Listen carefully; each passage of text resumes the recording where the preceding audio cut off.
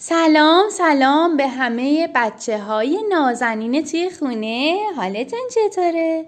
فکر کنم دیگه شما کم کم آماده خوابیدن شدین. شامتون رو خوردین، گرسنه نیستین، دندوناتون رو حتما مسواک زدین و الان نوبت گوش دادن به یه قصه قشنگ هست. برای همین اومدیم به سرزمین قصه ها. من خاله یگانه براتون قصه بخونم. قصه‌ای که امشب میخوام براتون بخونم این کتاب قصه سبزه، در مورد این سنجاب کوچولوه. اسم قصه هست سنجاب کوچولو دیگه ناراحت نیست. یکی بود یکی نبود، غیر از خدای مهربون هیچ کس نبود. بریم ببینیم تو کتاب قصه چی نوشته. صفحه اول اسم کتاب رو نوشته به نام خدای مهربان. اسباب بازی دوست داشتنی سنجاب کوچولو خرس قهوه‌ای بود.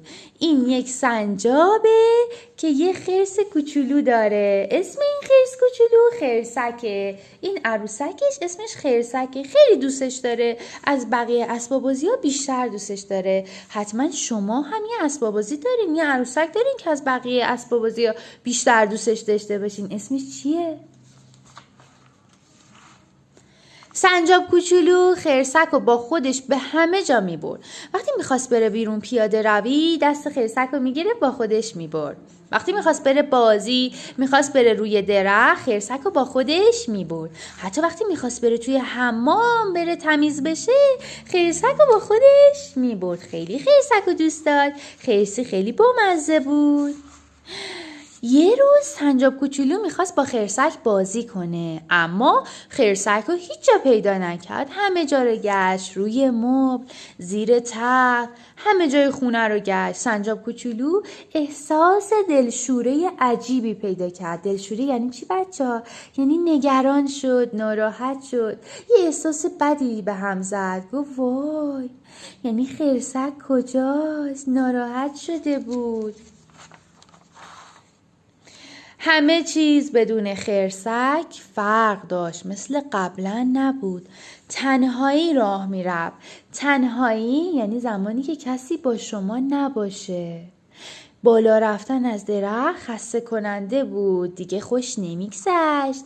حمام باحال نبود. سنجاب کوچولو دوست نداشت بدون خرسک هیچ کاری رو انجام بده. دیگه هیچ کاری بهش کیف نمیداد، خوب نبود. اون شب جای خالی خرسک روی تخت سنجاب کوچولو به چشم می اومد. شب شده بود، سنجاب باید میرفت میخوابید توی تختش، اما خرسی نبود. سنجاب کوچولو خیلی ناراحت بود. سنجاب کوچولو احساس تنهایی میکرد. نمیتونست بخوابه. برای همین مثل یک توپ توی خودش جمع شده بود و زانوهاشو بغل کرده بود. بچه‌ها، احساس تنهایی یعنی چی؟ یعنی زمانی که ما دلمون تنگ میشه، زمانی که کسی نباشه، مثلا مامانی نباشه خونه، ما احساس تنهایی میکنیم. مثلا خواهر یا برادرمون برند مدرسه، ما احساس تنهایی میکنیم. الانم سنجاب کوچولو احساس تنهایی میکنه. دلش برای خرسی تنگ شده. روز بعد همه حیوونا با هم بازی میکردن. وای، اینجا سگو ببینین. آقای هاپو، اینجا سوسمارخانه، دارن بازی میکنن.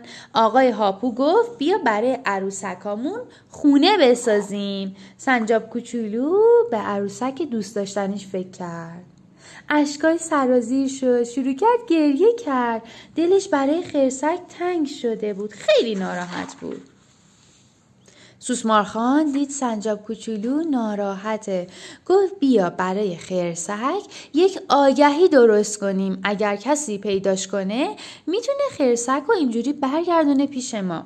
بچه، آگهی یعنی چی؟ یعنی وقتی که یک چیزی گم میشه ما روی کاغذ مینویسیم و اونو اینور و اونور تو خیابون میچسبونیم تا اون چیز پیدا بشه. آگهی میکنیم، دیگران میخونن، اگر دیده باشن اونو میان به ما تحویل میدن. سنجاب کوچولو فکر کرد، گفت چه فکر خوبی. رفت سریع مداد و کاغذ آورد. عکس خرسک رو روی کاغذ بزرگ کشیدن. سنجاب کوچولو هم بالای سوسمارخان هم بالای آگهی نوشت خرسک گم شده. این آگهیه. وقتی اینو میچسبونن به دیوار همه میبینن و میفهمن که خرسک گم شده. آگهی رو به دیوار چسبوندن. بریم صفحه بعد بریم چه خبره.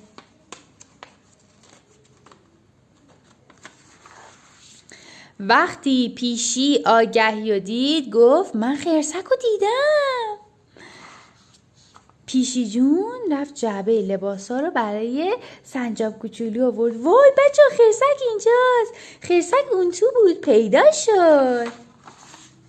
سنجاب کوچولو از پیشی و سوسمارخان تشکر کرد و بعد خرسک رو محکم توی بغل گرفت. وقتی کسی برای ما یه کاری انجام میده باید حتما تشکر کنیم، بگیم ممنونم.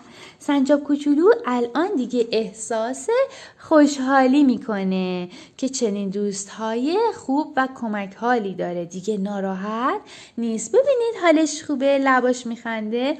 ما وقتی میخندیم احساس خوشحالی میکنیم. دیگه الان سنجاب کوچولو ناراحت نیست. قصه ما به سر رسید، کلاغه به خونش نرسید. دیگه قصه‌مون هم تموم شده. باید کم کم برین توی تخت خواب، چشماتون رو ببندین، دونه دونه ستاره ها رو بشمارین. ببینم تا چند تا ستاره میشمارین تا خوابتون ببره. تا فردا شب و یه قصه دیگه. خدا نگهدار.